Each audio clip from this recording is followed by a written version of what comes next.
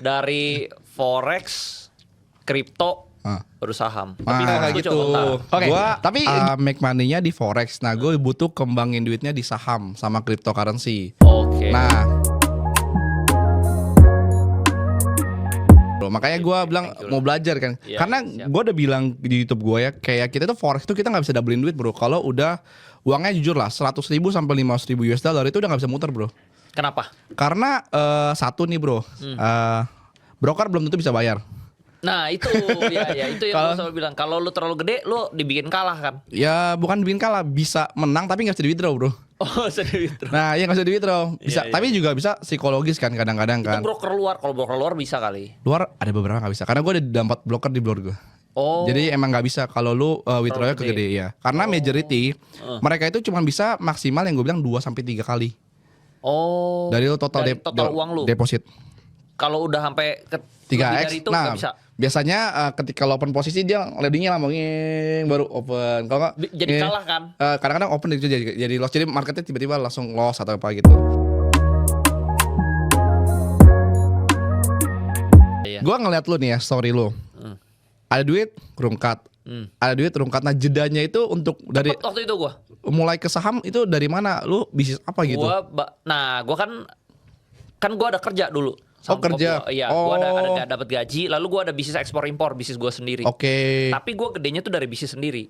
Gua ada bisnis ekspor impor. Oke. Nah, pas bisnis ekspor impor, ya gua ada lumayan untung lah. Oh. Ratusan juta dapet lah. Oke, dari Ratusan situ juta sampai se-M dapet. lu masukin ke saham langsung. Udah gitu gua belajar saham. Awal top up.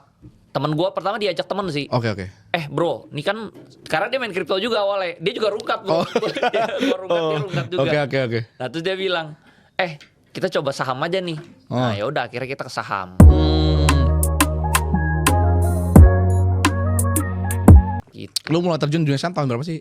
2018 akhir Desember, berarti ya baru aktif tuh 2019. Nah itu modal berapa jadi berapa bro? Itu awal-awal gue top up 10 juta.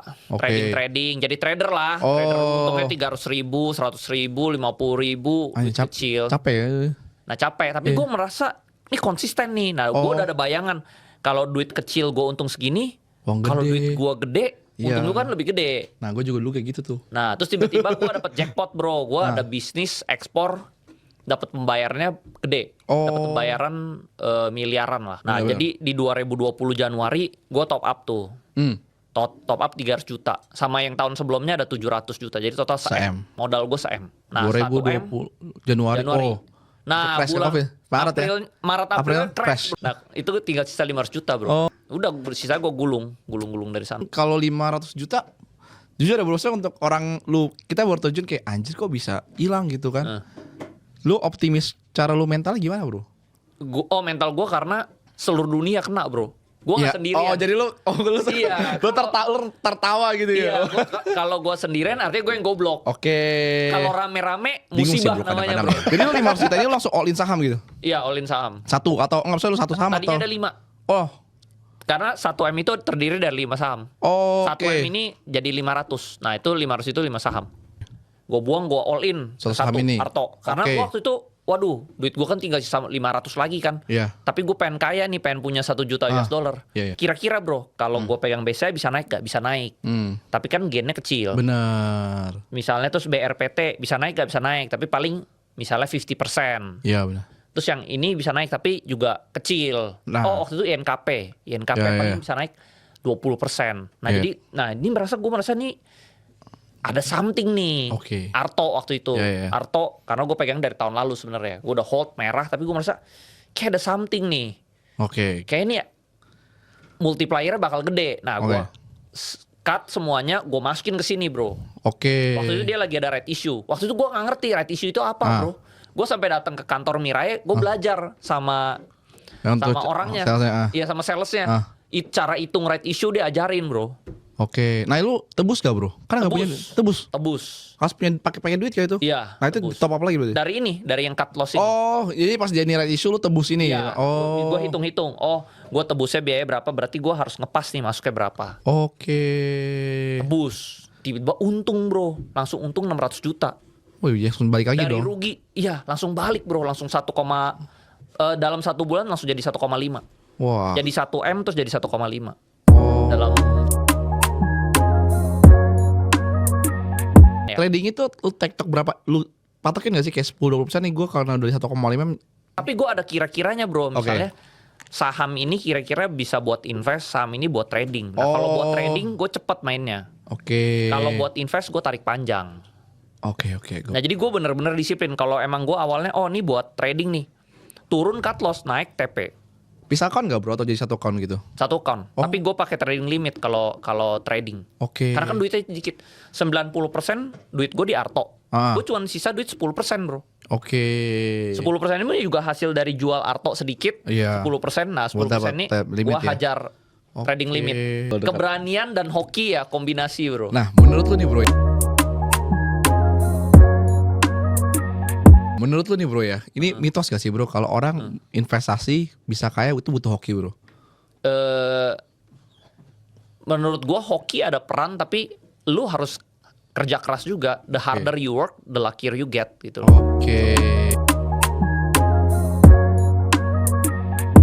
Kayak lu misalnya kayak contoh nih awal tahun ini ya 2025 ya. Gua tuh dari Januari sampai Juli tuh nggak perform bro. Portfolio gua. Perform bahkan rugi bro. Q4 ya baru perform ya masalahnya. Iya baru Q3 Q4 Q3 akhir Q4 double bro. Iya. Langsung triple. Berkali-kali lipat. Nah jadi gitu. Jadi yang penting tuh lu konsisten. Lu jatuh. Lu cuman perlu hit sekali bener tuh. Lu gua ada quote bilang gini. You only need to make one right decision buat mengubah hidup lu. Cuma butuh sekali. Nah ketika lu lagi floating loss sih bro, lu masih ada cash flow gak sih bro? Untuk kayak kan kita nih, apakah memang yang 1M ini lu buat proyeksi buat invest? Atau lu memang kayak kalau gue nih, gue dapat duit, gue langsung saham bro. Sekarang gue berapa sih? Fiat gue 0 bro. Nah sekarang kalau gimana? Boleh kasih tips gak bro? Sekarang ilmu gue udah lebih tinggi lagi bro. Nah itu yang belajar. Kalau dulu kan gue pakai duit cash. Kalau sekarang gue bisa repo bro. Gue bisa jaminkan duit saham gua dapet cash, gua bisa timpuk. Pas gua timpuk nih kan jadi tadi 1 nih. Terus gua pinjam duit jadi 2 kan. 2 ini jadi double nih. Jadi 4 bro. 4 gua jadi bisa pinjam repo lebih gede lagi. Anjir, lu high risk banget ya. Jadi gua ambil lagi, gua tambah lagi. Dar ini jadi naik lagi bro. Gila sih. Jadi itu ibarat kalau gua ngomongnya tuh kayak Superman kena matahari bro. Jadi terbang terus. Repo ini pedang bermata 2. Kalau dia lagi turun, lu bisa mati bro, kepenggal. Hilang kan. Karena contoh lu punya duit banyak nih. Begitu turun dia ngedraggingnya based on saham yang itu kan. Iya, semuanya total ketarik. Nah, gue bulan April gue hampir bangkrut. Yang pas Donald Trump kasih tarif itu bro. Waduh, kalau itu gue nggak nyampe sebulan tuh hilangnya ratusan miliar bro. Ketarik semua. Karena Pani itu 19.000 jadi 7.700 ketarik semua.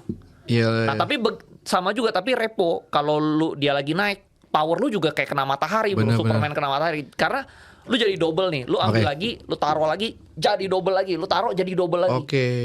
Jadi unlimited power lu. Nah gue mau nanya nih bro, gitu, kalau misalkan April lu bangkrut April bangkrut ya udah jadi 0 gitu. Lagi.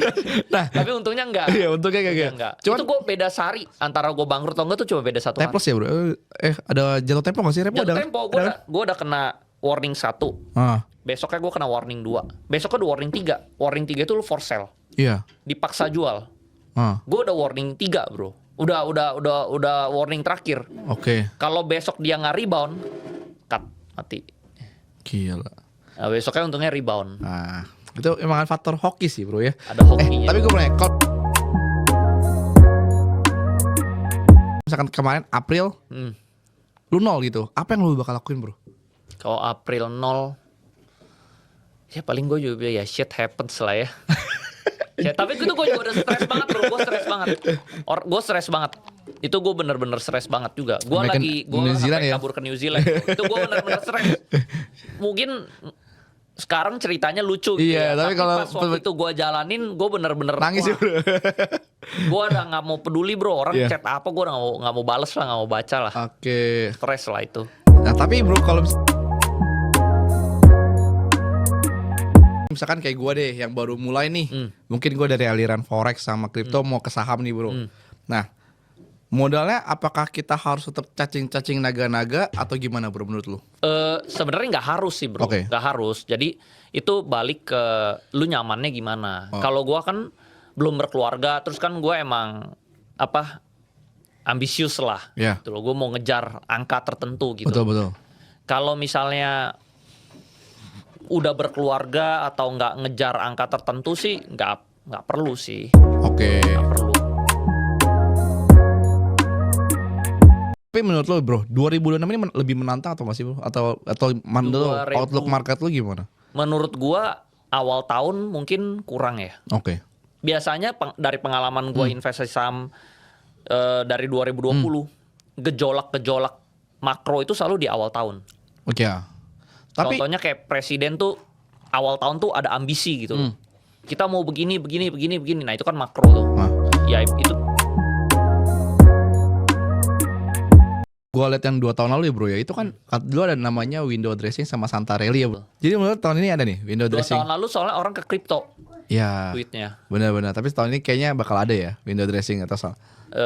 Tahun ini udah naik sih ya. Iya udah naik lumayan. ATH soalnya ya. Iya. Ya daripada beli Bitcoin mending beli IHSG ya bro ya. Kayaknya pasti nanti kalau misalnya crypto crash pasti orang pasti pindahnya ke saham sih. Ya gue agree sih bro.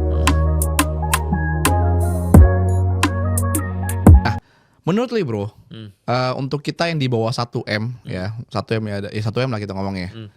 Mendingan kita trading atau investing bro? Di 2025 ini bro. Kalau menurut gua dua-duanya nggak ada yang salah. Kalau gua ada klasifikasinya. Saham mana yang cocok buat trading, saham mana yang cocok buat invest. Kalau saham yang buat trading lu invest, lu rugi.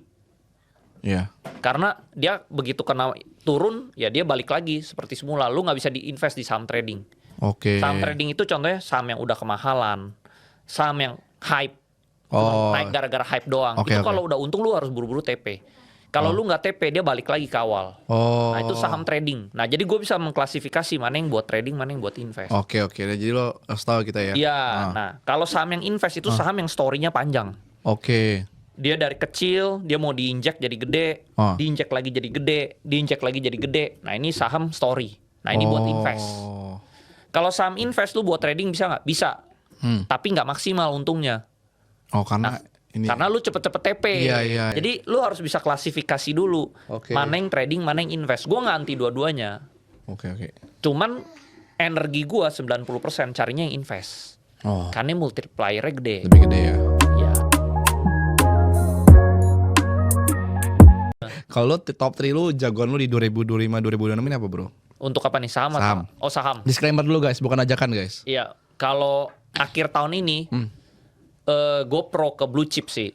Akhir tahun ini. Jadi gue sekarang karena ini bulan akhir November ya, kita podcast ini ya. Gue udah mulai switching bro, saham-saham gue yang agresif di konglo-konglo itu mulai gue take profit. Gue liat di grup ya itu tadi. Mulai defensif. Gue pindah ke defensif. Defensif kayak BRI Mandiri gitu. Dia 3 tadi blue chip ya kurang lebih ya. Nomor 1 blue chip. Nomor 2 saham-saham yang backdoor gue juga ada. Kecil-kecil lah. Gue yang baru terjun, gue pengen cacing naga-naga. Apa yang harus gue persiapkan bro?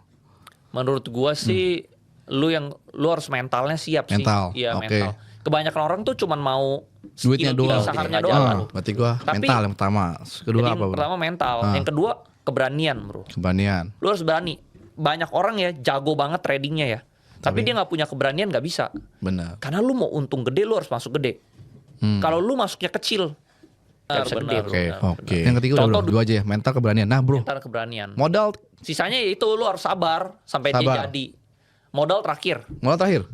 Karena modal tuh lu bisa trading limit, lu bisa repo, lu bisa margin. Banyak nih fasilitas tuh banyak. Iya, benar. Bahkan lu modal 1M, kalau dia lihat transaksi lu bagus, lu bisa langsung dimodalin 10M.